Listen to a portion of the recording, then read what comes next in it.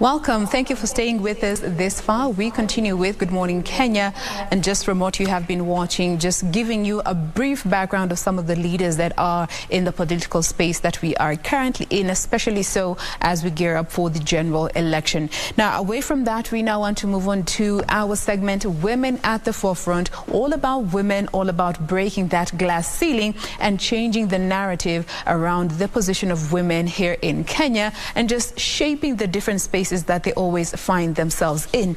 With us in studio this morning, we have Mburu, who is the director at New Dimension College and also doubles as a counselor, a leadership coach, and a career coach. Good morning and welcome. Thank you, Jane. I'm grateful. My name is Anne, as you have said. Yes.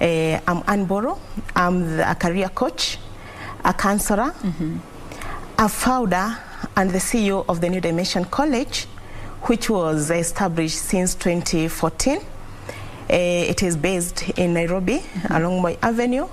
And we have managed to open another campus in at Lamu, whereby we have a population of around 360 students. What makes me mostly to enjoy this field of education is that most of the youths, and especially the young turks, they don't find the importance. By the time the grades they score at high school, they find that it is not worth what maybe they wanted to attain. And at the end of the day, they find that they have just gone to another level of whereby it is not their passion.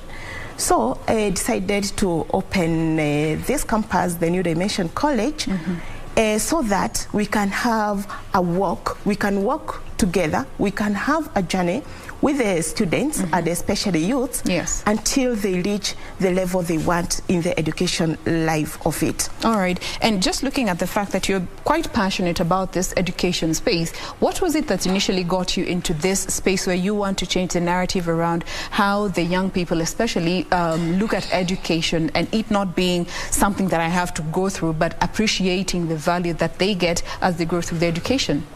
Okay, what interested me most is that by the time I was in my high school levels, we were discussing and we were finding that most of the people, and especially those who have come from the various up countries, they find that it is normally so hard for them to get to the education level or to the higher education of their choice.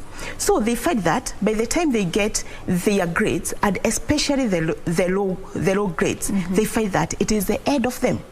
And like you find that most of the people, or the students, or the learners, they didn't understand that if I tell you they scored their lowest level, that is, for example, the D-, they find that it is the end of it. It is the end of them. And then they find that they can just go and start doing these small jobs, like borders, they just go hawking, they just go to the college to make all that sort of low job. And not knowing that with the D-, they can just start there. That's why I decided to start this institution, because with the D-, they will start from there. They will walk with them a journey. They start with the D-, which they do what we call the artisan level. Now from there, they go to the certificate level. They go all through to the diploma level. And then at the end of the day, they find themselves walking in the corridors of the campuses of their choice. And what impact have you seen with this institution that you set up, New Dimension College, that gives an opportunity for those that did not meet the college or university grades, entry-level grades required to join these higher institutions? What impact have you seen in these students that you have worked with? In fact, I have seen a great change. I have seen a great impact of it. Because I have so many students who started from that grade, and most of them, they are working in these government ministries. We have all the cadres or the levels. We have the secretaries, we have the finance, the accountants, we have even those who are working in the bank, those who have started from the lowest level. Because there in the New Dimension, I normally make sure that apart from giving them education, apart from empowering them, we normally walk a journey with them. I have to make sure that I find the internship for them. We normally give them, look for them the job placement. And in fact, it has really changed the minds of especially so many youths who didn't know that this is the way to go. This is whereby we are supposed to follow. But you find them, even if you go to those ministries, most of them, they are the people who have walked through the New Dimension College. And also looking at parents that have children that may have not performed as they would have desired for them to perform, and especially so looking at KCSE. Yes. Some parents are also a problem when it comes to allowing their children to pursue further education, especially if they didn't perform very well, getting those grades that are considered to be low. Yes. Dealing with parents that are refusing to allow their children to even venture into this opportunity that you've set up with New Dimension, how do you advise or even just guide parents with children that did not perform well and are not opening them up to such opportunities? Okay, very good. It is very true, Jane, as you are saying. Yeah. There are those parents, they have that thinking that I took you to the school, you never performed. So the best thing you are going to do, you just look for other things to do, which is very bad. So, but I don't blame the parents. It's how they have, it is in them. It is lack of that knowledge or lack of that exposure, that even if the students have not passed well according to how they have expected, they didn't know that there is another chance. They can just go and do what we call the bridging. We normally offer even the adult education, whereby the students, they just come, maybe they bridge for like 3 subjects, whereby they want to bridge them, and then at the end of the day, they book the exam and they improve their grade. Yeah. So which allows them to go to the career of their choice. And with this career also, we normally walk with them this journey of choosing the career. Because there are so many students whereby you find that they are normally stuck with the career of their choice. They just do this career because I have my uncle who is doing it, I have my auntie who is a doctor somewhere, I want to do it. But they are doing it because there's somebody they can see, there's somebody who is inspiring them to do it. It is not what they can do best at. So with that one, you normally find that most of the graduates, and especially even those who are in the various campuses, they just go and choose the long choice of the course. They just go there for like 2 years and then they drop.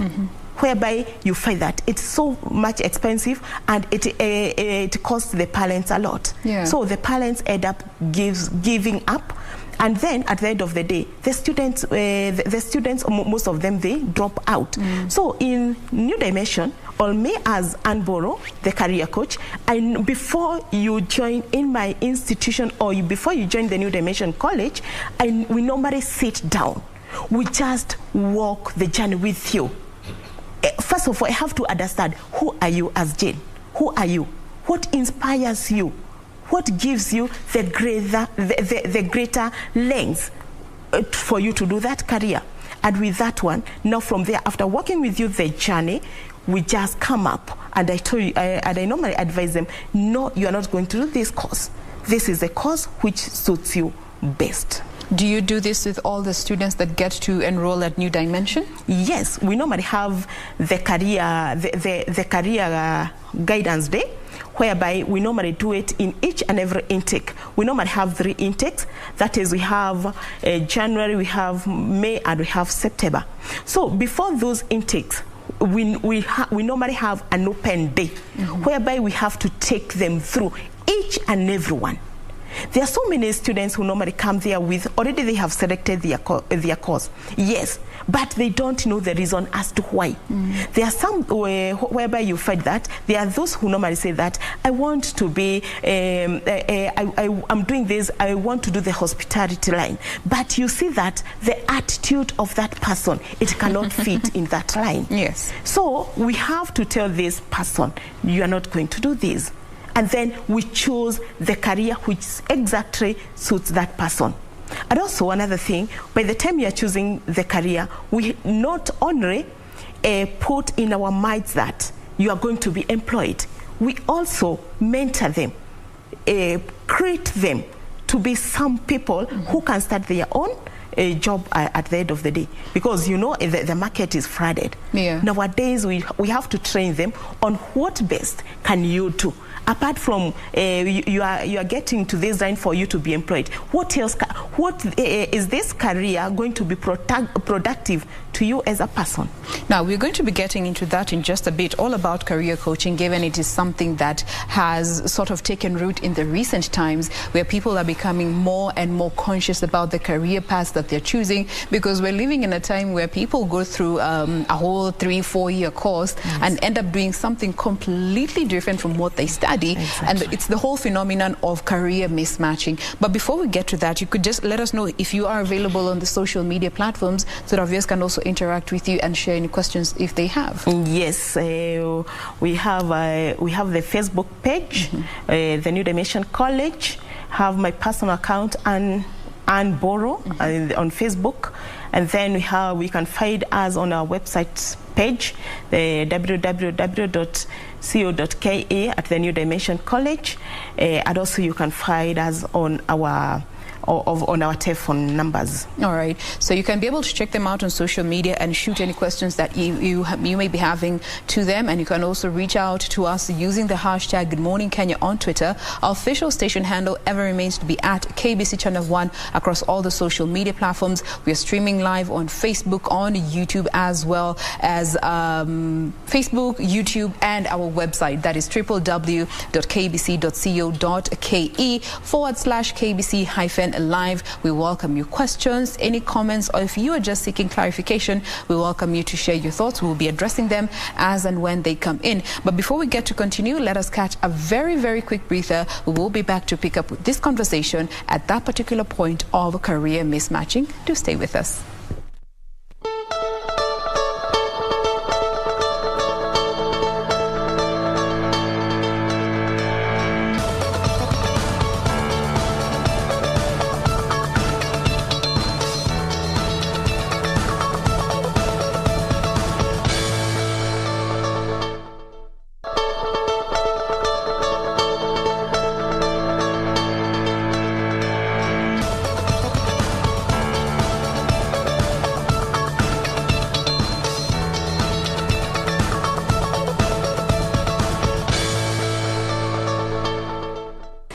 Welcome back. We continue with today's conversation on women at the forefront with Mburu with us in studio this morning. She is the director of New Dimension College and also doubles as a counselor, a leadership coach, and a career coach. Now, picking up from where we left off, this phenomenon of career mismatching, what is your understanding of a career mismatch to start with before we delve deeper into this component of the discussion? Okay, thank you, Jen. As I had said earlier, you normally find that there is this career mismatch because most of the students, they just choose or pick what they never inspired to do. They just pick it because, as I had said earlier, because a brother, a sister, or a cousin has done it and is doing better in life. So you find that this one, with this career mismatch, it normally affects so many youths. Yeah.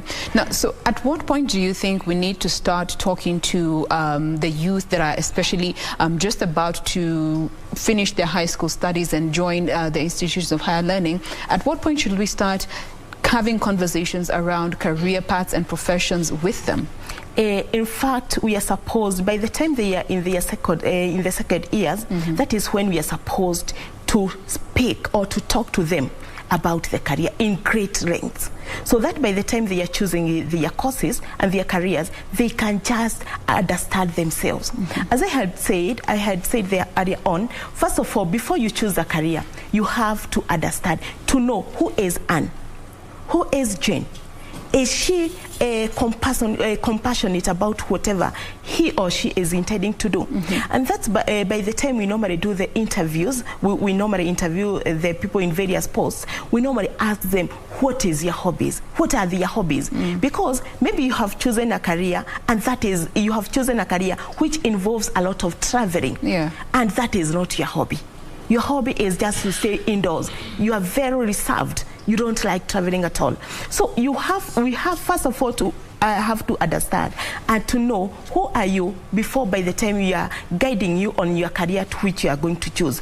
Because we like now, we have gone to the world is growing at a very rapid rate. Yes. And you find that there are so many job opportunities which are coming up, and because this one and especially the youth nowadays, they just like to use the shortcuts. Yeah. So you find that I want just to use the shortest route, the shortest limited time, so that I can just graduate and attain this course. Finally, you find that this course needs the practical skills. And this person, they just did only the theory part of it. So once it comes to the technical or the practical part of it, you find that person is completely stuck. Yes, you go to the interview, you just praise your papers there. Yes, you are qualified according to your papers, but you as a person, you are not qualified. So because you have done the IT, you have done it to all levels, you have graduated, because like in our case, our institution, we normally, for the diploma cases, we normally start from the first level, second level, and third level. So, and we find that according to your transcripts, you have really passed very well. Then you find that you did it because you are doing it as a group in class, and maybe it helped you to pass. But practically, you are not good in it. Okay. So by the time you go to that organization, to that big office, and then you are given the department of the IT, you can't be able to control. You can't be able to learn the software engineering and all that. So you find that that person is completely stuck. So you find that there is this career mismatch because definitely you chose the wrong career choice. Okay. Whereby you find that you get there, you are so disappointed, you can't deliver to the organizations, you promised them that you're going to deliver everything and beautiful, and then you cannot do it. All right. Now, what about the young people? Because arguably so many people are talented. Yes. And you find, let me use myself as an example. I may be very naturally good at doing something, but my interests are not in that area. They're in another area that I need to undergo training in order to be able to perform in that area, but I am naturally gifted in this other area of profession. How do you advise people in such fields, in such a situation rather? Okay, whereby you are talented in this, you can just do it with that area. If at all you are talented in that, we don't discourage people not to do it. We tell them to go, strive, take it, go for it. But what if your interests are not in that area, but you're good at it, very naturally so, but you're not interested in that particular area? You say, Jane, yeah, everything you do, the line you take, first of all, you must be passionate in it. You must be interested. Because if at all you have that, you are interested in it, you are good at it, but you are not interested, definitely you'll be doing it. It's like a norm. We just encourage people, and especially the youths, do what you are interested in. And I'm going to go back to the beginning. First of all, who are you? You have to be passionate in that area for you to deliver effectively. Okay. So by the time, if at all you can just do this, you are very good in it, but you are not interested. We just encourage the youth. We just take them a journey. We show the better part of it. What can you do it at your level base? Until you can sometimes you normally find that I'm not very good at it, and then you start developing that likeness as time goes. Okay. So we just encourage people, and we encourage the youth, if at all you can do this, and especially nowadays, we just look what can you start and start giving you some income. And then if at all you are good at it, you just go for it. Start having that likeness of it. All right. And then you find it, at the end of the day, you're good to go. You're good to go. But we also have a category that struggle with parental and guardian influence in the type of career professions they choose to go into. Do you have such situations, such cases where some students are being directed by their parents or caregivers to take on a certain career path that you can clearly see is not a good match for them? Definitely. In fact, Jane, that is the one which is very common in the institutions. The parent is the one who is choosing for you. And for you as a student, you're not passionate in it. So you find that the students, they normally come there. They just waste a lot of time. Because definitely, if at all it's not in you, you find that the first exam you have done, you have completed a whole year, you have got like 4 referrals. And then you say, some students, they just go to an extent, even telling me, because first of all, I'm a very great friend of these students. We work with them the journey. They tell me, Madam Anne, you know, first of all, I have to inquire, why is it that you are performing so badly in this course?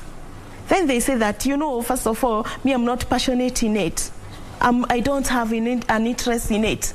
So, and why did you decide it? Because I was pushed for.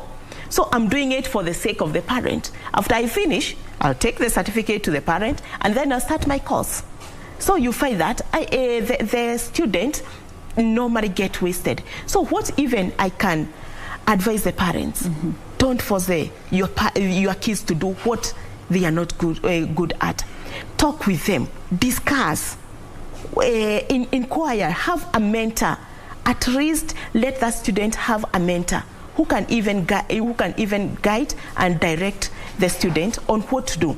Because by the time you are doing this, you want your kid to be a teacher because personally you are a teacher and you are doing good and you are doing well, and that is not his area. You find that at the end of the day, that student will do the course, will waste her time there and the resources also, and then at the end of the day, the student will go back to the course of his or her choice. Now, let's come to these now students that are already in your institution and they have taken the different courses that they have chosen to take and they are now ready to get into the job market. One big complaint that we have always been seeing from so many employers is that there's so many graduates and those that have completed their studies joining the labor market and they do not even know how to handle themselves. They don't know how to put together a CV, a cover letter, or even just a professional profile for themselves. Is this part of what you prepare the students at your institutions to know how to just even put together a professional CV that is up to date and keeping up with the times? Yes, great. We normally take them a journey from how to do how to, first of all, you choose your career, you go through it, then from there, how to prepare the best job. First of all, you take the career which suits the job market, which is competitive, and then we just connect them with the employers. We help them to do a very good cover letters. We help them to prepare them during the interviews, or what they are supposed to do before, on, during, and after the interview. We normally prepare them. And in fact, I can assure you, Jane, our students who normally go for the interview, we have never seen a person, even a single one, have not seen even a single one who has been disqualified during the interview, because we normally take them during that journey, and we don't not only do them orally, we just do them even the practically.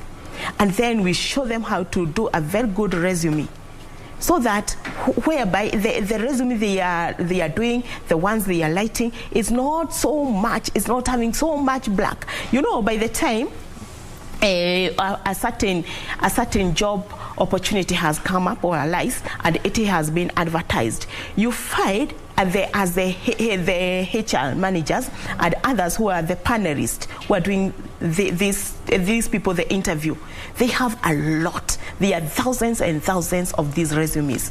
So they don't have time to go reading each and every one. So the presentation, the cover letter itself, it tells it all. Because they just have to look at the cover letter, they put this one is going to be shortlisted, the others they are put aside. So we normally prepare them very well, so that we normally make sure that we are very certain if this person is going for an ICT job, this person, point number one, this person is well trained. Point number two, this person can be in a position to present him or herself in whichever area, whether theoretically or practically. This person can be in a position to do it very well.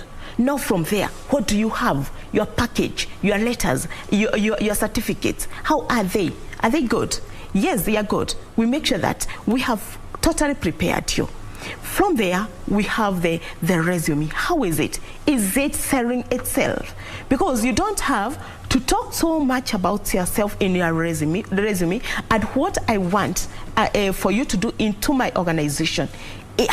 Which impact are you going to bring to my institution or to our organization? Okay. What value add are you going to bring it? Because every employer is not looking how much you have, the certificates you have, the quantity you have. They just look, what value add are you going to bring? So we normally take them through that journey. Now, speaking of value addition, here you are now, you have been able to secure internship or employment for some of the students that have gone through the training. Yes. Now when they're in the job market, from what you have seen and the different from the different employers that you have interacted with, are they able to keep up with the industry demands, the labor market demands that they are in the industries that they are joining? And if they are not, what are some of those loopholes that you have identified, and how are you looking to ensure that in the future we'll be focusing on fixing some of these challenges that we have heard from the employers that have taken some of these students? Yes, what I can say that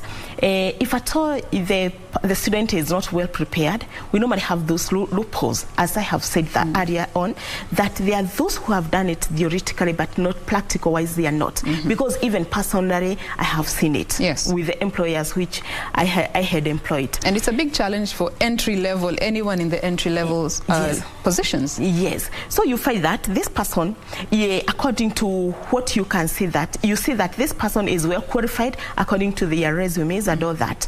But by the time you go there, the main challenge is that. And that's why it's very, very recommendable. And I normally recommend the students, immediately after they graduate, they go for internships. At least they have that exposure, they have that experience. Because the freshers, they just normally go there. They have no idea of what they are going to do. And they are those who are very quick learners. They are those slow learners. Yes. They are those who are willing to learn. So you find that without that knowledge, they just go and mess up. And that's why you find that there is very high labor turnover in most of the institutions, because whatever they are looking for to these people, they don't have. But whatever they have promised in their resumes, it's wonderful. It's heaven. But so you just employ that person, knowing that that person is going to deliver, and which is a very big challenge to most of the organizations, because the high staff turnover, it just brings a bad reputation to the organization. And then you find that most of the people are saying that they don't know how to retain their employees, they don't blah blah and all that. But the problem is not the organization. The problem is the employees, but the employers, employees. But what I can just advise, even the organizations, before they just employ, even if they recruit so many people, it is good first of all to take them for the training before absorbing them, so that they can have that idea, they can have that knowledge of what they are doing. Because at the end of the day, it will be very much expensive to the organization.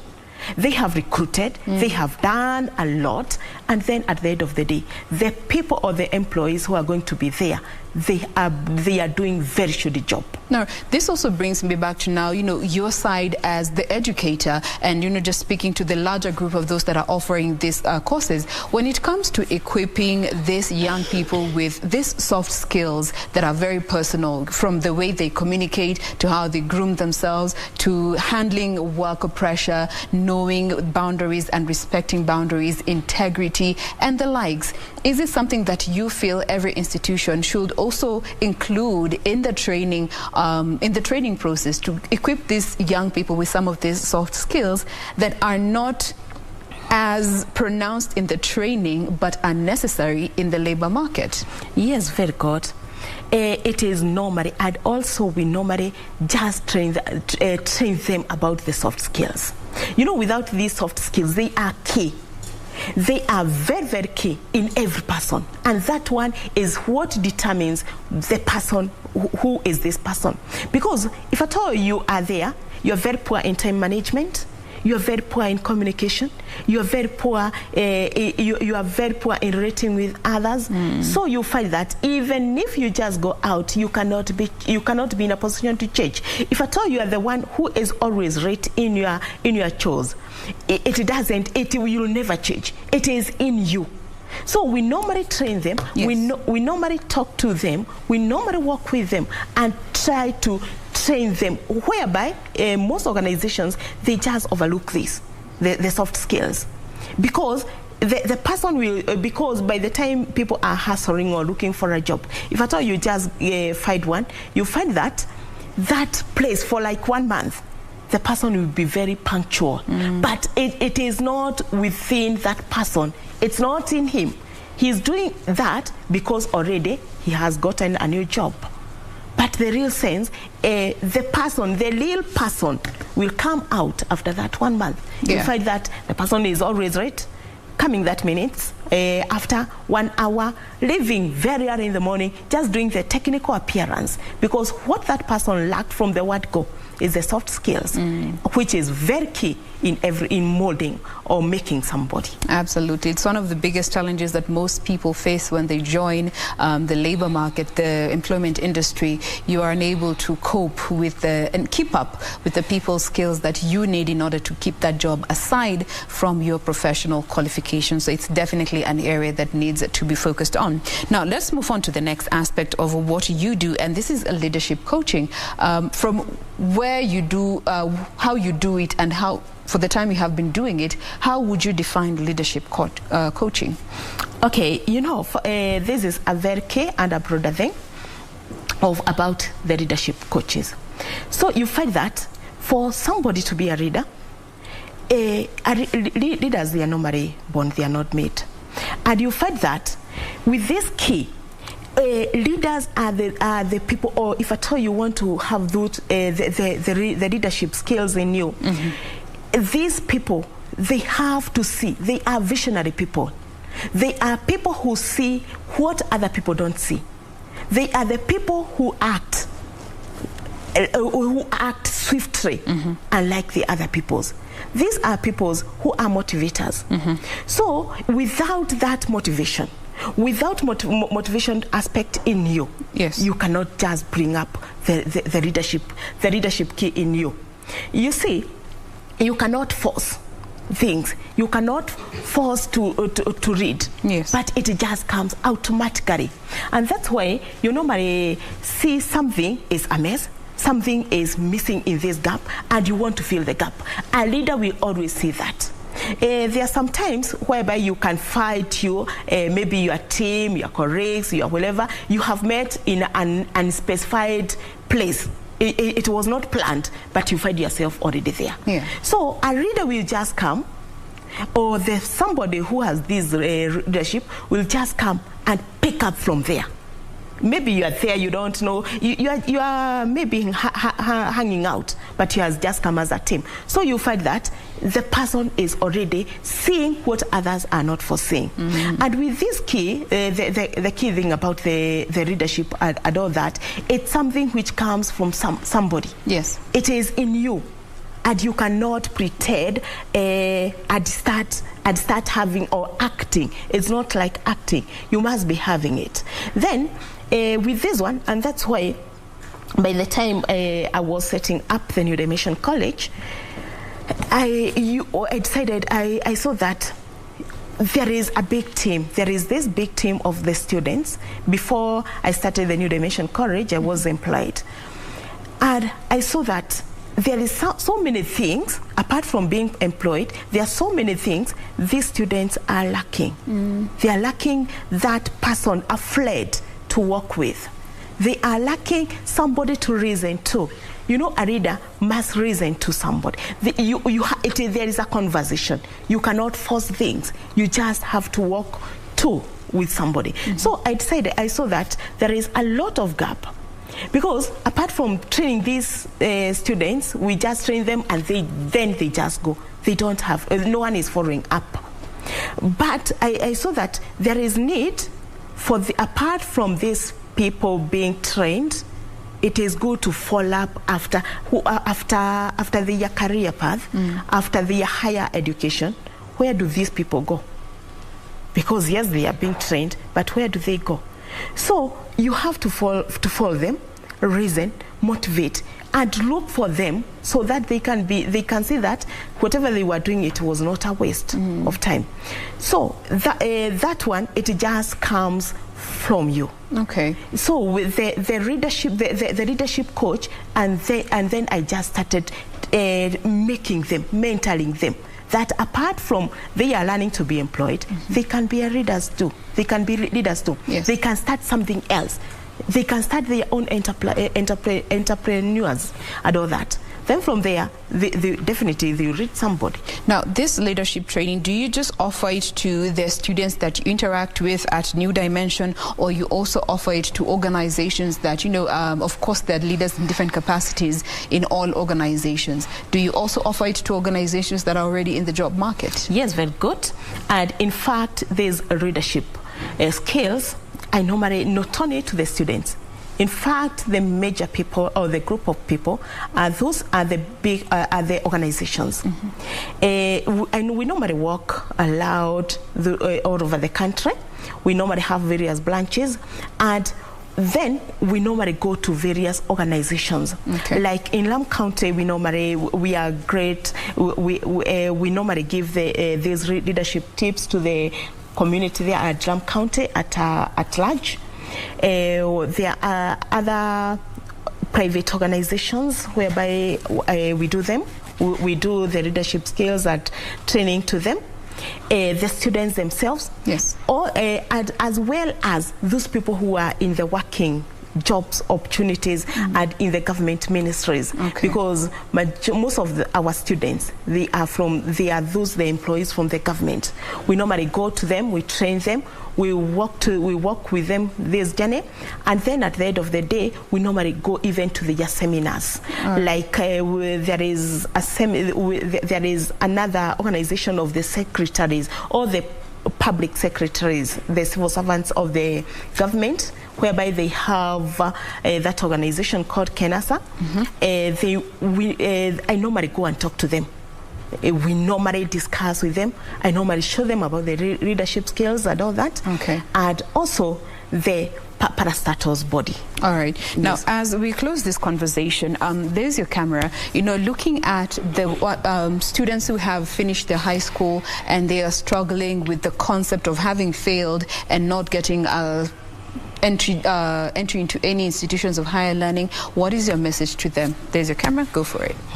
Okay, for those students who are just about to finish their schools, those who have finished, and those already they are looking for job opportunities and they are not somewhere they can just go, I'm telling you that this is the time. First of all, invest in yourself. If at all nobody can invest in you, invest in yourself. Believe in yourself. Know that you, from where you are, don't be stuck there. There is another dawn. You can start from somewhere and then be somebody in the society, be somebody in future. It just starts, a journey starts with one step. And then from there, you find that you are already somewhere. Just come to the New Dimension College. I'll take you a path, I'll take you a journey, and definitely we shall be somewhere. To the parents, your son or your daughter, that person never failed in life. That person has got a future. That person has got a long way to go. That is our future leader. So make an effort of bringing that person to me. Make an effort of bringing that person to the New Dimension College. It doesn't matter, irrespective of the grade. You can start from the lowest, then go to the highest. To that person who chose the long choice of the course or career, there is always another chance. All right. So just come. We start afresh. We start with you. One thing I can promise you is that We are going to walk a journey with you. We are going to walk with you until you realize your dream. Make sure that you chase your dream, go for it, and you see the results. Thank you. Those are the words of Ann Mburu, who is a counselor, a leadership coach, a career coach, and doubles as the director of New Dimension College. Thank you so much for making time to be with us today. We do appreciate your time. Thank you very much, Jen. I'm very much humbled. Karibu sana. Thank you. Now that brings us to a close of the program. Thank you for your time. My name is Jen Wamboy. Do enjoy the rest of your viewing.